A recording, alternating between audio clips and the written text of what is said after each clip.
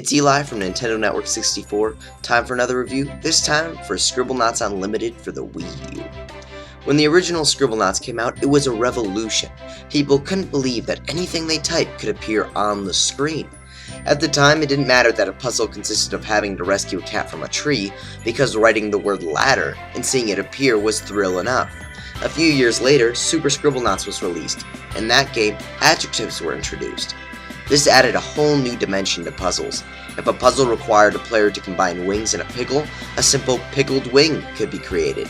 Adjectives also created a sort of sandbox. I would make a fertile death, then place it next to a man. Death would kill the man and then proceed to have a baby. I would spend hours creating different scenarios in the environment, hoping for different outcomes. Now, I've played Scribblenauts Unlimited.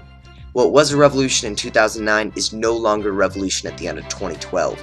Scribblenauts Unlimited has made no big strides, but rather a few steps forward, as well as a few steps back. This lands the game right where it started in terms of quality. There are two new features in the game, as well as a few smaller added Wii U exclusive bonuses. First off, there's now an open world in the game. I use that term in the loosest way possible. The only thing that qualifies this game as open world is the fact that levels are interconnected. For example, when in Capital City, a player can enter a building to start the firehouse level. For those too lazy to travel in the actual world, there is a world map available which allows players to quick travel from one location to another. This essentially defeats the purpose of an open world game. Therefore, one of the main new features in the game becomes obsolete. The second new feature is the object editor. Players can grab an object and edit the object to their heart's content. Then, players can share their works of art for others to see and download. Unfortunately, there are a few flaws with the system. First of all, the object editor is incredibly complicated for a newbie. There is really no guidance as to how to use the feature, and players are forced to waste time trying to figure out what each button does. The second gripe I have with the object editor is that no puzzles require it. I first touched the editor after I got 100% completion in the game. This means that the editor is completely useless for the main game. I think it would have been cool if the developers made some puzzles designed for the object editor to be used.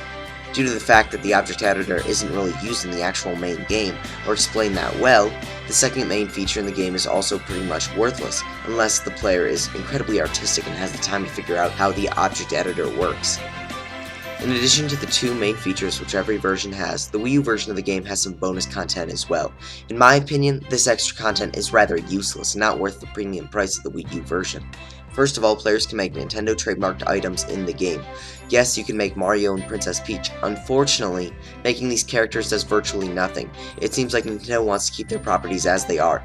Due to this, players cannot alter Nintendo items in the item editor, nor can they add adjectives to these items. So, if you're looking for a female Mario, you should probably look elsewhere. In the end, the Nintendo items don't solve puzzles, interact with the environment, or entertain you at all. They're only eye candy. Another exclusive feature is multiplayer. A second player can take control of an item that the first person created. If the first player makes a knife, then the second player can take control of the knife, shanking others. This mode has a downside as well. Playing as the second player is simply boring, especially when the first player has the fun job of actually using his imagination and solving puzzles. For those that do decide to pick up the game, there are a few other things to keep in mind, other than the familiar gameplay. The music is nice at first, as many of the new songs on the soundtrack are new to the franchise, but after playing for long enough, the songs can get quite boring. Furthermore, unlike in previous games, there's no incentive for replaying puzzles. After the first run through the game will be over. There's no reward for replaying a level using new words. Due to this, there's pretty much a total of no replay value. After the first 10 to 12 hours, the game will be 100% complete. So, when paying for the full price game, keep in mind how much content you're actually getting for the money. I'd also like to point out that having a TV around while playing is practically useless. Players will be constantly looking at their gamepads because in order to spell a word, they must type the words on the gamepad. Since the gamepad shows the same thing as the TV does, oftentimes I simply notice myself playing on the gamepad, not the TV. This is unfortunate considering that Scribblenauts Unlimited actually looks pretty. All the work that went to the game looking good went to waste because I was practically looking at the gamepad the whole time. Overall, Scribblenauts Unlimited is more of the same, which is a real shame. The game didn't take the same strides forward as the other games in the franchise did, and in the end suffers because of that decision. I don't really recommend the Wii U version of this game unless you're a die-hard fan of the franchise.